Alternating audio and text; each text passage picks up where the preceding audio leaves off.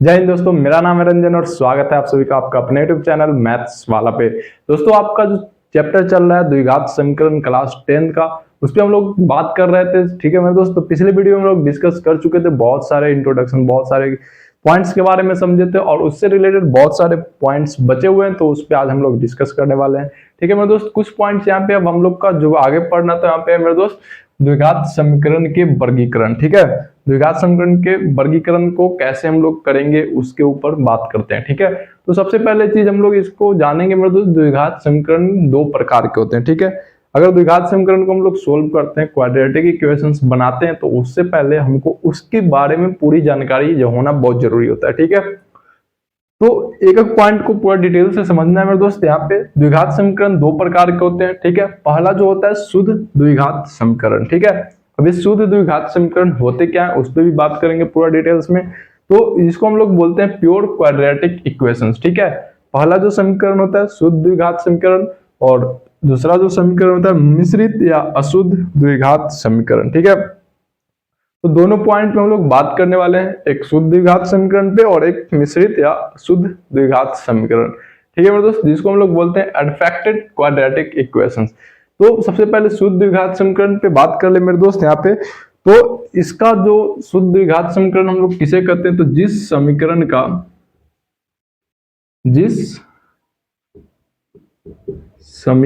का अज्ञात राशि क्या होता है मेरे दोस्त, अज्ञात राशि जो चर मान होता है, अज्ञात राशि जिसको हम लोग चर मान भी बोलते हैं। ठीक है, जिस समीकरण का अज्ञात राशि, ठीक है मेरे दोस्त, केवल वर्ग के रूप में रहता हो, जिस समीकरण का अज्ञात राशि केवल वर्ग के रूप में रहता हो,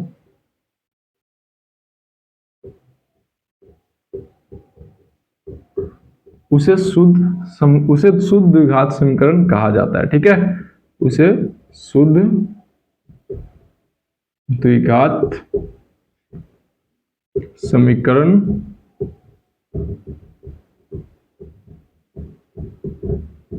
कहा जाता है। ठीक है मेरे दोस्त, तो ये पॉइंट आपको समझ में आ गई होगी। जिस समीकरण का अज्ञात राशि जो चर मान होता है वो केवल वर्ग के रूप में रहता है, उसे शुद्ध द्विघात समीकरण कहा जाता है।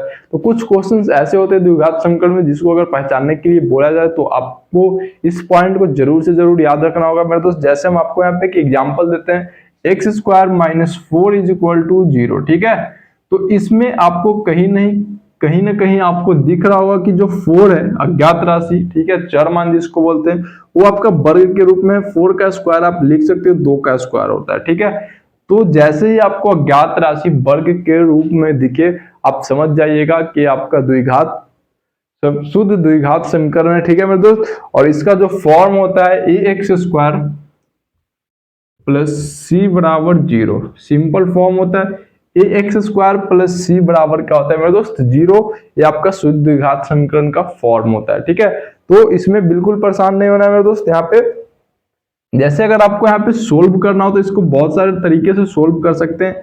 जैसे एक्स स्क्वायर माइनस 4 बराबर 0, इस पे हम लोग बात करेंगे पूरा डिटेल से। लेकिन आपको एक क्वेश्चन यहाँ पे दिखा दे, अगर आपको एक्स का मान निकालना है तो क्या करते हैं मेरे दोस्त, 4 को उधर भेजते हैं क्योंकि इसका परफेक्ट स्क्वायर हो सकता है। ठीक है, तो x इज इक्वल टू जो रिजल्ट आपका निकल गया रूट अंडर 4 और ये प्लस माइनस हो जाएगा दोस्त, x का मान क्या हो जाएगा प्लस माइनस 2, यानी रिजल्ट होगा एक +2 और एक होगा -2। तो शुद्ध द्विघात समीकरण को आप बहुत ही आसान तरीके से सोल्व कर सकते हैं, इसमें कोई परेशान होने का बात नहीं है मेरे दोस्त। बढ़ते हैं हम लोग नेक्स्ट पॉइंट पे। ठीक है,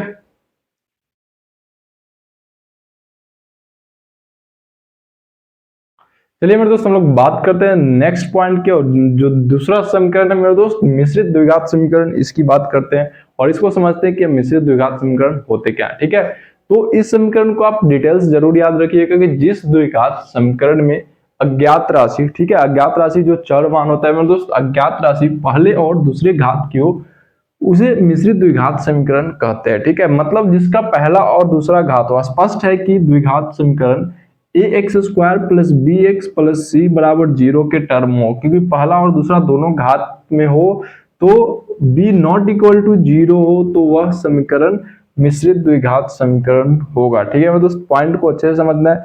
जब एक होता है जो शुद्ध द्विघात समीकरण जिसमें चर मान का पूरा स्क्वायर हो, परफेक्ट स्क्वायर हो, वो आपका शुद्ध द्विघात समीकरण होता है। लेकिन इसमें क्या होता है, इसमें अज्ञात राशि पहले और दूसरे की घात हो। ठीक है, दूसरे घात की हो, पहला और दूसरा घात की हो, तो उसमें उसे मिश्रित द्विघात समीकरण कहते हैं, यानी इसका घात हो, इसका घात हो। ठीक है, b naught is equal to 0 हो तो आप समझिएगा कि आपका मिश्रित द्विघात समीकरण है। जैसे आपको एक यहाँ पे एग्जांपल दिए, x square minus 2x minus 8 बराबर 0। अगर इसके बारे में अगर आपसे पूछा जाए कि ये कैसा समीकरण है, तो आपको सिंपल बताना है कि मिश्रित द्विघात समीकरण है। ठीक है मेरे दोस्त, यहाँ पे अगर आपको क्वेश्चन दे दिया जाए एक्स स्क्वायर प्लस 4 बराबर 0, तो इसके बारे में पूछा कि ये कैसा समीकरण है, तो आपको बताना है कि ये शुद्ध द्विघात समीकरण है। ठीक है मेरे दोस्त, कॉन्सेप्ट अगर समझ में आ रहा हो तो कमेंट करके जरूर बताइए, और चैनल को लाइक, सब्सक्राइब और शेयर जरूर कीजिए मेरे दोस्त, ताकि दूसरा बच्चा घर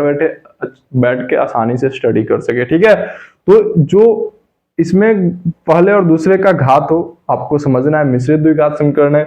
एक होता है जिसका परफेक्ट स्क्वायर हो, वो आपका शुद्ध द्विघात समीकरण होता है। और इसका जो व्यापक रूप होता है मिश्रित द्विघात समीकरण का, ax square plus bx plus c बराबर 0, और जो शुद्ध द्विघात समीकरण होता है ax स्क्वायर प्लस c बराबर 0।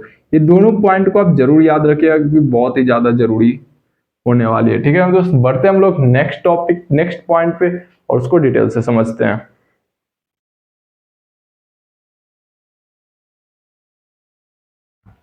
चलिए मेरे दोस्त, हम लोग बढ़ते हैं नेक्स्ट पॉइंट पे, और नेक्स्ट पॉइंट है मेरे दोस्त कि शुद्ध द्विघात समीकरण का मूल कैसे निकालते हैं। ठीक है, तो शुद्ध द्विघात समीकरण का मूल निकालने की दो विधियां। ठीक है मेरे दोस्त, ये पॉइंट आप जरूर याद रखिएगा क्योंकि शुद्ध द्विघात समीकरण का शुद्ध द्विघात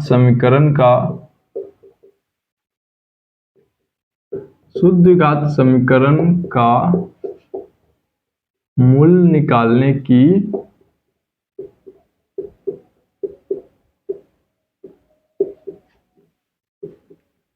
दो विधि हैं। ठीक है, शुद्ध द्विघात समीकरण जब भी आपको दिया जाए तो इसको निकालने के, इसको बनाने के दो प्रमुख विधियां होती है मेरे दोस्त। एक होता है, ठीक है, एक होता है गुणनखंड विधि द्वारा। ठीक है मेरे दोस्त, एक होता है गुणनखंड विधि द्वारा। ठीक है, सब पे हम बात करेंगे, सब पे क्वेश्चन देखेंगे पूरा डिटेल्स में, गुणनखंड विधि द्वारा।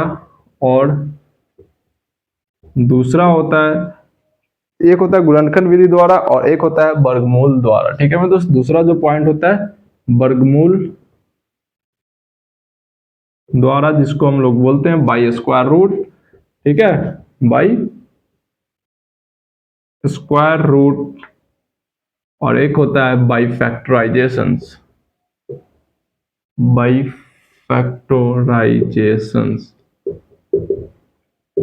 ठीक है, तो दोनों पॉइंट जरूर याद रखिएगा मेरे दोस्त। जब भी आपसे पूछा जाए कि शुद्ध द्विघात समीकरण का मूल निकालने की कितनी विधियां हैं, तो दो विधि होती है, गुणनखंड विधि द्वारा जिसको हम बाई फैक्टराइजेशंस मेथड बोलते हैं, और दूसरा वर्गमूल द्वारा जिसको हम लोग बाई स्क्वायर रूट मेथड बोलते हैं। अब इस दोनों पे क्वेश्चंस को सोल्व करेंगे बहुत ही आसान तरीके से, और क्वेश्चंस देखते हैं कि कैसे क्वेश्चन इससे रिलेटेड होते हैं और कैसे बोर्ड्स एग्जाम में पूछे जाते हैं। ठीक है, तो चलिए मेरे दोस्त, हम लोग बढ़ते हैं कुछ क्वेश्चंस पे जो कि इस दोनों विधि से हम लोग बना कर देखते हैं, और कैसे बनता है आइए उस पर बात करते हैं। पहला क्वेश्चन यहाँ पे 4x स्क्वायर माइनस 9 बराबर 0 है, और इसमें द्विघात समीकरण को हल करना है। ठीक है, तो पहला पॉइंट है गुणनखंड विधि द्वारा। तो गुणनखंड कैसे करते हैं आइए हम लोग देखते हैं। 4x का स्क्वायर है मेरे दोस्त, तो यहाँ पे आप सिंपल इसको लिख सकते हैं 2x का होल स्क्वायर। ठीक है, 9 है, इसको आप लिख सकते हैं 3 का whole square is equal to क्या हो जाएगा 0। अब यहाँ पे एक प्लस में हो जाएगा 2x प्लस 3, और एक माइनस में हो जाएगा 2x minus 3 is equal to 0। ठीक है, अब दोनों से इक्वल किए तो दोनों से x का मान निकालेंगे, तो 2x प्लस 3 बराबर 0, 2x बराबर माइनस 3 और x बराबर माइनस 3/2। एक हल तो a निकल के आया मेरे दोस्त, दूसरा हल इससे निकालेंगे 2x माइनस 3 बराबर 0, 2x बराबर 3 और x बराबर 3/2। तो x का जो मान निकल के आया मेरे दोस्त, एक माइनस 3/2 और एक प्लस 3/2। तो ये पहला जो मेथड था गुणनखंड विधि द्वारा मूल निकालना था। ठीक है, अब इसी क्वेश्चंस को वर्गमूल विधि द्वारा कैसे निकालते हैं उस पर बात कर लें। ठीक है, तो इसी क्वेश्चन को हम लोग क्या करेंगे, 4x² माइनस 9 बराबर 0। ठीक है मेरे दोस्त, अब यहाँ पे 4x² बराबर क्या करेंगे, 9 को भेजेंगे उधर प्लस में। ठीक है, अब x² इक्वल टू रिजल्ट बचेगा आपका 9/4। अब x इक्वल टू जब इधर से स्क्वायर हटाएंगे तो इधर रूट चलेगा, रूट में दो वैल्यू निकल के आता है, प्लस में और एक माइनस में। और 9/4 लिखेंगे मेरे दोस्त, यहाँ पे प्लस माइनस 3/2 रिजल्ट आएगा, यानी आपका एक आंसर हो जाएगा 3/2 और एक आंसर हो जाएगा -3/2। यानी आपको समझ में आ गया होगा कि जब भी शुद्ध द्विघात समीकरण का मूल निकालने के लिए बोला जाए तो एक विधि होता है गुणनखंड विधि द्वारा और दूसरा विधि होता है वर्गमूल विधि द्वारा। ठीक है, अब गुणनखंड विधि द्वारा आप सिंपल क्या करना है, होल स्क्वायर में कन्वर्ट करना है, फिर a + b × a - b का टर्म में चेंज करना है। यहाँ पे एक हल निकालना है, 2x + 3 = 0, 2x = -3, x = -3/2। यानी यहाँ से ये समझ में आता है कि अगर कोई वैल्यू प्लस में है तो आगे इधर माइनस हो जाएगा, 2 मल्टीपल में डिवाइड में हो जाएगा। अगर यहाँ पे माइनस वैल्यू था तो इधर आया प्लस हो गया। ठीक है, 2 मल्टीपल में था, डिवाइड हो गया, यानी दो मूल निकल के आप एक -3/2 और एक +3/2। ये आपका हो गया गुणनखंड विधि। अगर स्क्वायर मेथड से बोला जाए बनाने के लिए तो जो भी यहाँ पे अचर पद है उसको उधर भेजेंगे, तो 4x² = 9, x² = 9/4, x बराबर ±√9/4 और 9 का वर्गमूल 3 और 4 का वर्गमूल हो गया 2। इसी को कहते हैं वर्गमूल विधि द्वारा। ठीक है मेरे दोस्त, एक क्वेश्चन और इस मेथड पे हम लोग शुद्ध समीकरण को हल करते हैं। यहाँ पे एक क्वेश्चन दिया हुआ x² - 4 = 0। तो पहले तो हम लोग स्क्वायर मेथड से निकालेंगे, तो x का होल स्क्वायर -2 का होल स्क्वायर बराबर 0। ठीक है, यानी एक x + 2 और एक हो जाएगा मेरे दोस्त x - 2 बराबर 0। अब यहाँ से मूल निकालेंगे मेरे दोस्त, x + 2 = 0, x = 0 - 2 -2 हो जाएगा मेरे दोस्त। ठीक है, और यहाँ पे एक मूल निकल के आएगा x - 2 = 0, x = 2। तो x का जो संभावित मान निकल गया है -2 और 2।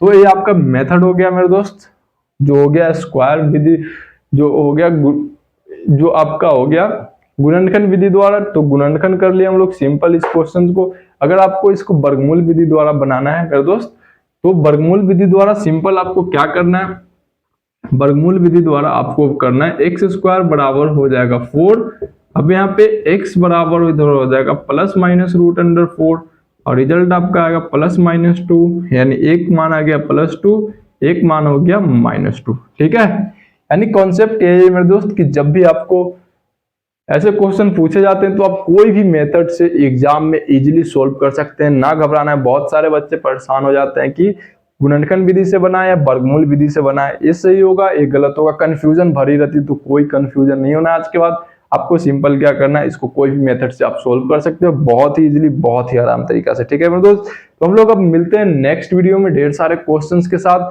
नए टॉपिक्स के साथ मेरे दोस्त। तो आज का क्लास आपको कैसा लगा कमेंट करके जरूर बताइए और चैनल को लाइक सब्सक्राइब शेयर करना नहीं भूलिए मेरे दोस्त। मिलते हैं नेक्स्ट वीडियो में, जय हिंद।